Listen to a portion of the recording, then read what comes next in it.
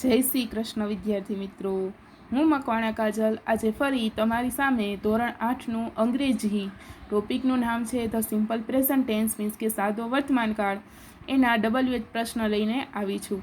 આપણે આગલા પાર્ટ 1ની અંદર જોયું હતું કે સાદા વર્તમાન કાળના નિયમો, વાક્ય રચનાના નિયમો, ત્રીજા પુરુષ એકવચનના નિયમો, બરોબર. તો એને આધારે આપણે WH પ્રશ્ન કરવાના છે. તો એ WH પ્રશ્નમાં પહેલા પ્રશ્નનું નામ છે વુ. વુ મીન્સ થાય કે કોણ. વ્યક્તિનું નામ જાણવું હોય તો તમારે વુ વડે પ્રશ્ન પૂછવામાં આવે છે.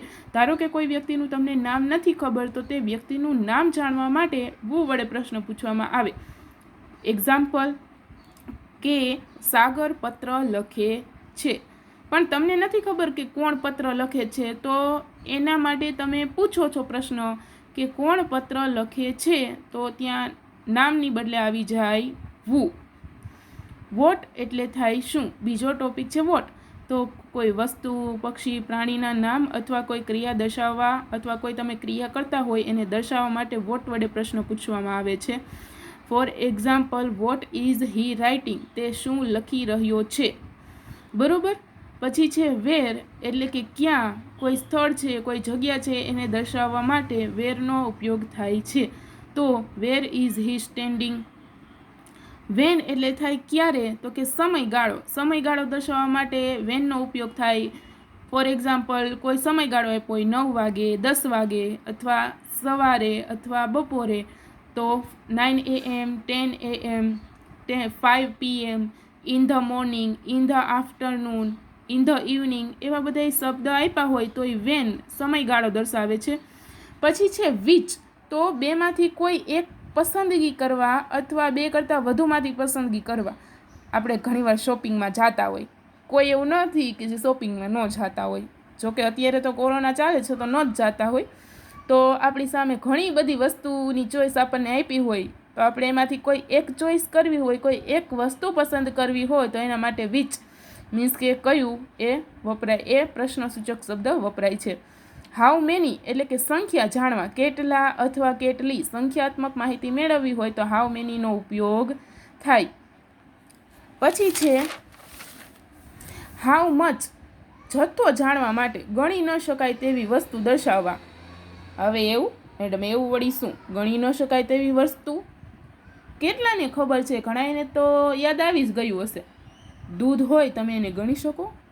ખાંડ, ઘઉં, બરોબર. એ બધી વસ્તુ એવી છે જેને તમે ગણી શકો નહીં, તો એવી ગણી ન શકાય એવી વસ્તુઓને દર્શાવવા માટે હાઉ મચનો ઉપયોગ થાય. હવે આપણે આગળના જે પાર્ટમાં આપણે ત્રીજા પુરુષ એકવચનના નિયમો જોયા હતા, એમાં આપણને ખ્યાલ છે શું હતું. તો આપણે થોડીક ઓવરવ્યૂ પાછો જોઈ લઈએ કે એકવચન અને બહુવચનમાં પ્રથમ પુરુષમાં જ્યારે આપણે કોઈ ક્રિયા દર્શાવી તો આઈ સાથે ડુ આવે, યુ સાથે ડુ આવે, હી સી ઇટ સાથે ડઝ આવે છે. હી સી ઇટમાં હીમાં નર જાતિ મીન્સ કે કોઈ છોકરાઓનું નામ, શીમાં નારી જાતિ મીન્સ કે કોઈ છોકરીઓનું નામ, સ્ત્રીઓનું નામ, ઇટમાં પશુ પક્ષી પ્રાણીનું નામ, એની સાથે કોઈ ક્રિયા દર્શાવતા હોય, પ્રશ્નસૂચક શબ્દ દર્શાવતા હોય ત્યારે વોટ અથવા WH પ્રશ્ન સાથે શું આવશે, ડુ. બહુવચનમાં વી સાથે ડુ, યુ સાથે ડુ અને ધેય સાથે પણ ડુ. આપણે આ એક જોયું હતું. પછી ત્રીજા પુરુષ એકવચનના આપણે થોડાક નિયમો જોયા હતા, યાદ આવી ગયા ને બધાને, કે ત્રીજા પુરુષ એકવચનમાં ક્રિયાપદનું મૂળ રૂપ હોય. પછી ત્રીજા પુરુષ એકવચનમાં જ ક્રિયાપદને અંતે એસ પ્રત્યય લાગે. ત્રીજા પુરુષ એકવચનમાં જો એટલે કે હી સી ઇટમાં ક્રિયાપદને અંતે SS, SH, CH, X કે O હોય તો ES પ્રત્યય લાગે. એના એક્ઝામ્પલ પાસ તો પાસીસ, વોશ તો વોશીસ, ટીચ તો ટીચીસ, ફિક્સ તો ફિક્સીસ, ગો તો ગોસ. એવી રીતે ક્રિયાપદને અંતે વ્યંજન પ્લસ વાય આવેલો હોય તો વાયને દૂર કરીને IS પ્રત્યય લાગે. ટ્રાય તો ટ્રાઇઝ, ફ્લાય તો ફ્લાઇઝ, ક્રાય તો ક્રાઇસ. પણ ક્રિયાપદને અંતે સ્વર પ્લસ વાય આપેલ હોય તો માત્ર એસ જ પ્રત્યય લાગે. 5 સ્વર છે AEIOU, પ્લેનું પ્લેસ, બાયનું બાઈસ, સેનું સેસ. આપણે જોઈ ગયા, શીખી ગયા, એ આપણે યાદ હોય ને તો આપણને આજનું ચેપ્ટર આવડશે. એટલે અંગ્રેજીમાં ખાસ ધ્યાન રાખવું વિદ્યાર્થી મિત્રો કે જ્યારે જે ટોપિક શીખવાડ્યો હોય, જ્યારે જે સમજાવતા હોય ત્યારે તેનો અક્ષરે અક્ષર સાંભળવો, બરોબર. વાક્યનો કીવર્ડ તમે ભૂલી જાઓ, વાક્યનો કીવર્ડ તમે સાંભળો નહીં તો તમને મેડમે શું સમજાવ્યું, તમને શું શીખવાડ્યું એ કાંઈ ખબર પડે નહીં. મમ્મી તમને કઈ વસ્તુ ખરીદી માટે મોકલતા હોય, મમ્મી એમ કહે કે જા બેટા તું આ વસ્તુ લઈ આવ, પણ એ વસ્તુનું નામ જ તમે ન સાંભળ્યા હોય તો એ વાક્યનો કાંઈ અર્થ રહીએ નહીં. એટલે કીવર્ડ ખાસ ઉપયોગમાં લેવા, ખાસ યાદ રાખવા. હવે આપણે જે WH પ્રશ્ન જોયા, કયા કયા WH પ્રશ્ન જોયા? તો who, what, where, when, which, how many અને હાઉ મચ. એના આધારે શબ્દના ઉપયોગ કરીને આપણે પ્રશ્નના ઉત્તર લખીશું. તો આપણને એક એક્ઝામ્પલ આપ્યું છે, વુ ઓપન્સ ધ ડોર. તો એમાં વુ ઓપન્સ ધ ડોર, તો કોણ દરવાજો ખોલે છે? તો આપણને કાઉન્સમાં આપે છે તેજસ્વીની. તો એનો જવાબમાં થઈ જાય ના, વુ છે એ નામ દર્શાવે છે, બરાબર? નામ વડે નામનો આપણે પ્રશ્ન પૂછવો હોય તો તેજસ્વીની ઓપન્સ ધ ડોર. એના પરથી આપણે વધારે એક્સરસાઇઝ જોઈએ તો where do the farmers go. Where એટલે થાય ક્યાં, ડુ એ છે ફાર્મર્સ છે એટલે ડુ, ધ ફાર્મર્સ એટલે એક કરતાં વધારે ખેડૂત, અને ગો એટલે જવું. કે ખેડૂતો છે એ ક્યાં જાય છે? વેર છે એ સ્થળ દર્શાવે છે, તો જવાબમાં સ્થળનું નામ આવી જશે. ખેડૂત ક્યાં જાય આપણને ખબર જ છે, ઓન ધેર ફાર્મ. તો જવાબમાં શું થઈ જશે?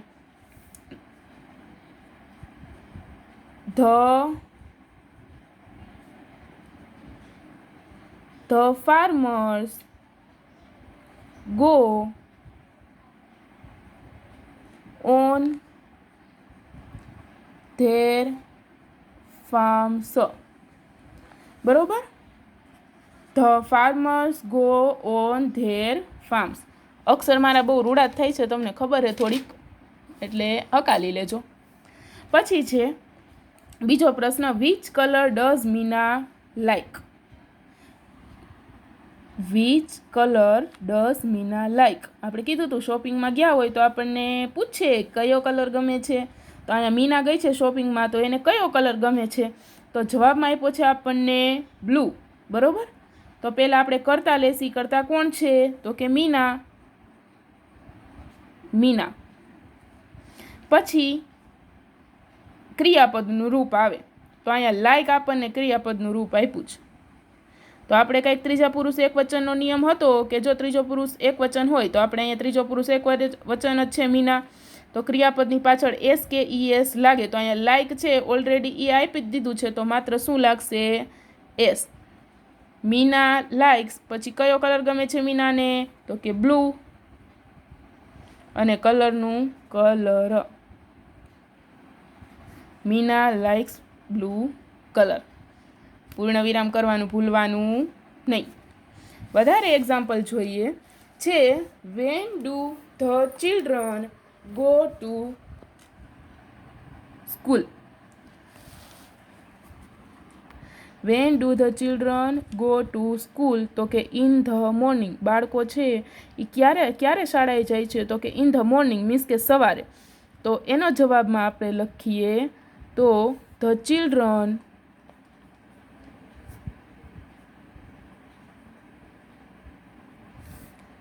ગોનું ગો જ રહેશે, એમાં ES નહીં લાગે. શું કામ? તો કે ચાઇલ્ડનું બહુ વચન થઈ જાય ચિલ્ડ્રન.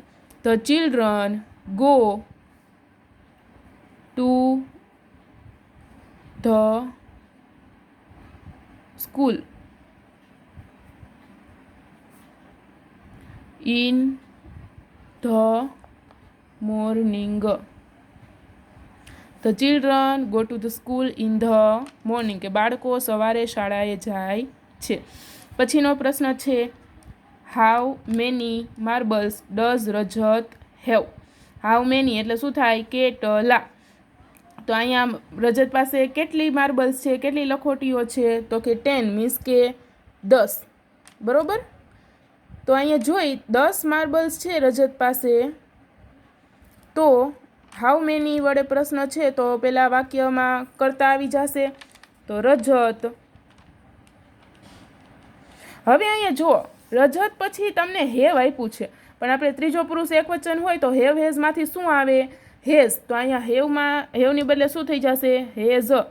Rajat has 10 marbles. પૂર્ણ વિરામ. What do they like to it? તેઓને શું ખાવું પસંદ છે? કોઈ ચોઈસ આપી છે, એમાંય પાછું તો એ લોકોને ફ્રૂટ ખાવા છે. શું ખાવું છે? તો કે ફ્રૂટ. તો વોટ વડે પ્રશ્ન પૂછવામાં આવ્યો છે. હવે આપણે પહેલાં જવાબ લખવો હોય તો પહેલાં કરતા લખવા પડે. તો કે ધેય, પહેલો લેટર હંમેશા વાક્યનો કેપિટલ આવશે. They like to eat fruits. Okay, હંમેશા વાક્યનો પહેલો લેટર કેપિટલ અને છેલ્લે પૂર્ણ વિરામ. હવે આપણે WH પ્રશ્ન જોઈ કે રેખાંકિત શબ્દો છે ઉત્તરમાં મળે તે રીતે પ્રશ્નાર્થ વાક્ય લખવાના છે. પહેલું એક એક્ઝામ્પલ આપ્યું છે, દેવ રાઇટ્સ અ પોયમ. તો કે વુ, દેવ છે તો નામ આપ્યું છે તો એનું થઈ જશે નામની બદલે વુ રાઇટ્સ અ પોયમ. બાકીનું એમનેમ કાંઈ SKES નીકળશે નહીં, પાછળ લાગી જશે પ્રશ્નાર્થ ચિહ્ન. પછી પોયમ મીન્સ કે કાવ્ય. તો શું ગાય છે દેવ? તો કે પોયમ. તો શું માટે આવે? વોટ. વોટ. પછી દેવ ત્રીજો પુરુષ એક વચન છે એટલે ડઝ.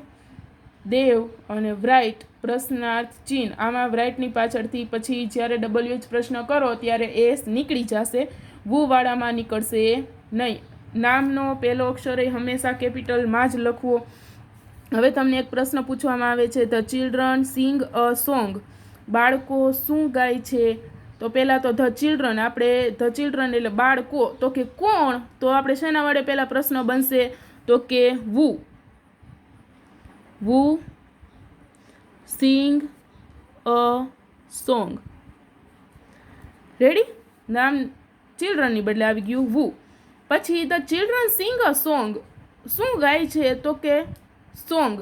બરોબર. તો શું માટે શું આવે? આપણે પ્રશ્ન WH પ્રશ્ન જોયો તો કે વોટ. પછી ધ ચિલ્ડ્રન છે, બહુવચન છે. ડુ ડઝના પ્રશ્નસૂચક શબ્દમાંથી શું આવશે? ડુ. શું કામે? કારણ કે ચિલ્ડ્રન છે એ બહુવચન છે. વોટ ડુ ધ ચિલ્ડ્રન સિંગ. પાછળ પ્રશ્નાર્થ ચિહ્ન કરવાનું ભૂલવાનું નહીં, ખાસ યાદ રાખવું. તેને જ આપણે WH પ્રશ્ન કહી કે જેનું સ્ટાર્ટિંગ WH પ્રશ્નથી થતું હોય અને છેલ્લે શું આવતું હોય? Question mark. પછી છે father goes to the office at 9 AM. Father છે, નામ છે તો વુ, કાંઈ SKES નીકળશે નહીં. Who goes to the office at 9 AM છેલ્લે ક્વેશ્ચન માર્ક. પછી છે to the office. To the office છે એ સ્થળનું નામ દર્શાવે છે. તો સ્થળના નામ દર્શાવવા માટે આપણે શેનો ઉપયોગ કરતા હતા બાળકો? તો વેર. વેર. ફાધર છે ત્રીજો પુરુષ એક વચન છે તો ડઝ. પછી કરતા father. Wear does father go. Wear does father go. પછી આપણે ટુ ધ ઓફિસ એટલે કે સ્થળ દર્શાવે છે વેર. તો વેર જ્યારે લખી છે ટુ ધ ઓફિસની બદલે એટલે ટુ ધ ઓફિસ નીકળી જશે. Where does father go at 9 AM. Okay. પછી છે 9 AM એ ઓલરેડી સમયગાળો દર્શાવે છે. તો સમયગાળો દર્શાવવો હોય તો સમયગાળા માટે કયો શબ્દ વપરાય WH ક્વેશ્ચનનો? તો વેન. ફાધર ત્રીજો પુરુષ એક વચન છે એટલે ડઝ. પછી કરતા father. When does father go.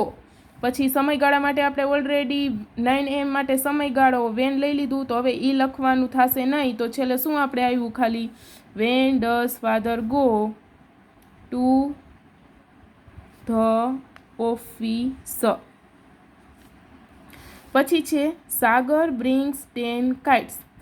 સાગર છે, નામ છે તો વુ બ્રિંગ્સ. એસ નહીં નીકળે કારણ કે વુ વાળું વાક્ય છે. 10 કાઇટ્સ. પાછળ પ્રશ્નાર્થ ચિહ્ન. પછી છે 10 સંખ્યાત્મક માહિતી છે. બરોબર. તો સંખ્યા હોય તો આપણે શેનો ઉપયોગ કરતા હતા? How many. તો હાઉ મેની. પછી હંમેશા જે વસ્તુ આપી હોય ને એનું નામ લખવાનું હોય. આપણને શું આપી છે? કાઇટ્સ મીન્સ કે પતંગ. How many kites. સાગર છે ત્રીજો પુરુષ એક વચન છે એટલે થઈ જશે does. How many kites does Sagar bring. પાછળ એસ નહીં લાગે. બરોબર, કારણ કે અહીં ઓલરેડી એક ડઝ આવી ગયું છે. પછી છે વધારે એક્ઝામ્પલ જોઈ હવે. The baby drinks milk in the morning, કે બેબી છે સવારે દૂધ પીવે છે. ધ બેબી નામ છે તો એના માટે શું આવશે? વુ. વુ ડ્રિંક્સ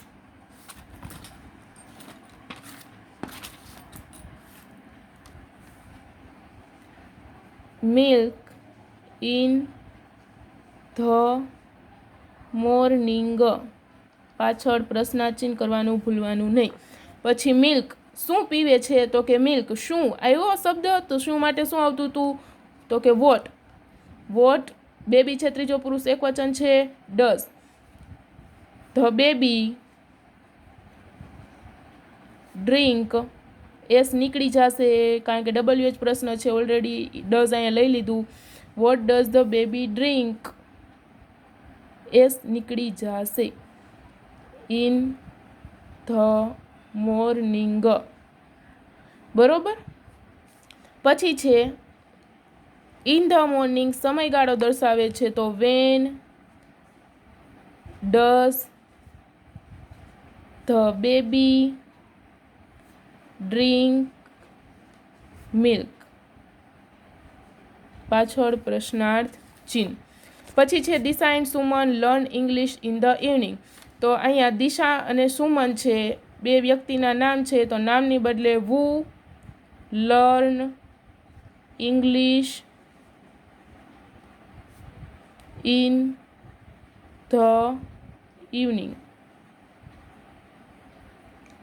હવે પછી શું શીખે છે? તો કે ઇંગ્લિશ. ઇંગ્લિશ શું શીખે છે? તો શું માટે શું આવે? વોટ.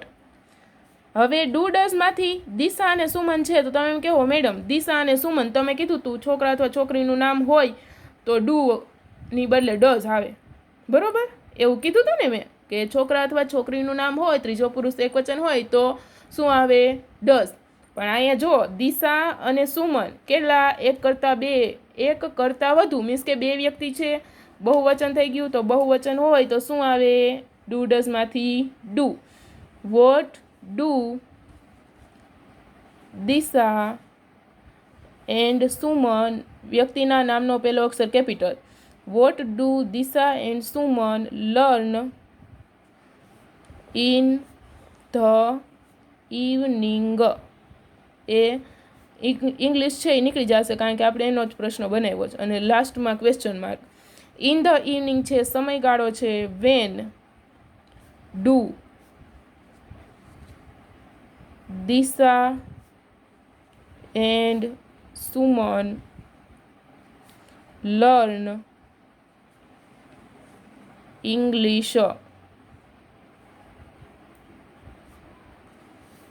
બરોબર. આ બધા આપણે શબ્દો જોયા. બરોબર, વાક્ય જોયા તો આપણે શું શીખાય એમાંથી? કે પહેલાં શું આવે? WH પ્રશ્ન. બરોબર, પછી કોઈ પણ WH પ્રશ્ન હોય આપણે જોયા કયા કયા WH પ્રશ્ન. પછી ડુ અથવા ડઝ. પછી તો કે સબ્જેક્ટ મીન્સ કે કરતા, જે કરતા આવતા હોય ઈ. બરોબર. પછી તો કે ક્રિયાપદ અને ક્રિયાપદ પછી અન્ય શબ્દ. બરોબર, જે તમને સમય સૂચક શબ્દ છે, કોઈ ક્રિયા કરતા હોય શબ્દ, એ બધું જે શબ્દ આપતા હોય એ. અને લાસ્ટમાં શું આવશે? Question mark. આ વાક્ય રચના ભૂલવાની નહીં. ઓકે, હવે આ પરથી આપણો WH પ્રશ્નનો ટોપિક અહીંયા પૂરો થાય છે. અસ્તુ.